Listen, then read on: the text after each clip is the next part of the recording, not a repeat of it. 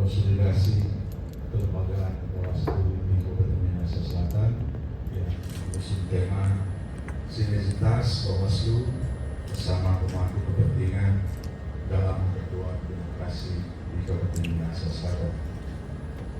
Bapak yang saya hormati, ini tema yang harus kita bahas dan diskusi bersama.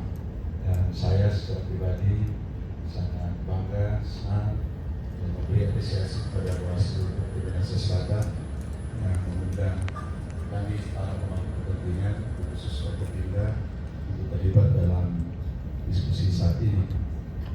Bapak yang saya hormati, secara umum Kabupaten Minahasa Selatan itu terdiri dari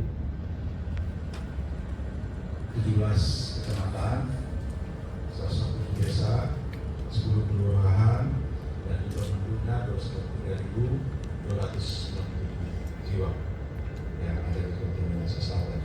Dan luas Minahasa Selatan 1.456,74 km persegi. Dan 61,7% adalah dari sumbang dari pertanian dan perkebunan.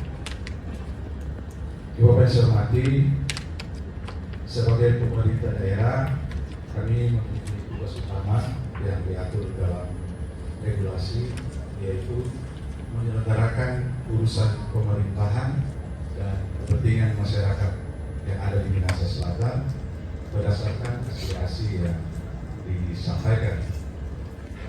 Dan tugas utamanya adalah meningkatkan kesejahteraan masyarakat, meningkatkan pelayanan publik, meningkatkan daya saing daerah, menjaga ketertiban umum dan ketentraman masyarakat, melaksanakan pembangunan daerah yang berkelanjutan. Nah, pemerintah daerah juga memiliki wewenang untuk mengatur dan mengurus urusan pemerintahan berdasarkan prinsip otonomi dan tugas pembantuan. Salah satunya adalah urusan pemerintahan wajib yang terdiri dari urusan pemerintahan wajib yang berkaitan dengan pelayanan dasar, yaitu pendidikan, kesehatan, pekerjaan umum, dan tata ruang, dan lain-lain. Urusan pemerintahan wajib yang tidak berkaitan dengan pelayanan dasar, yaitu tenaga kerja, pemberdayaan perempuan, dan perlindungan anak, pangan, pertanahan, dan lain-lain. 87% dan rilis pada bulan September 2025 menempati urutan ke-26. Maka pemerintah daerah dalam hal ini Kabupaten Minahasa Selatan harus terus berupaya untuk mendukung penguatan demokrasi dengan berbagai langkah strategis maupun program nyata, yaitu yang pertama memperkuat lembaga demokrasi. Ini dilakukan dalam pemberian hibah kepada para penyelenggara dan pihak keamanan. Yang kedua, menjamin pemilu jujur, adil, dan inklusif. Itu kita harus menjaga netralitas para birokrat atau ASN dalam proses pemilu.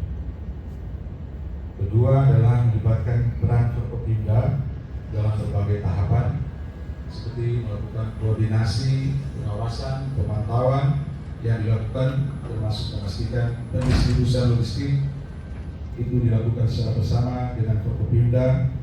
Dan pada waktu itu Bapak Kapolda tanggal 12 Februari 2024 secara bersama-sama melakukan ini.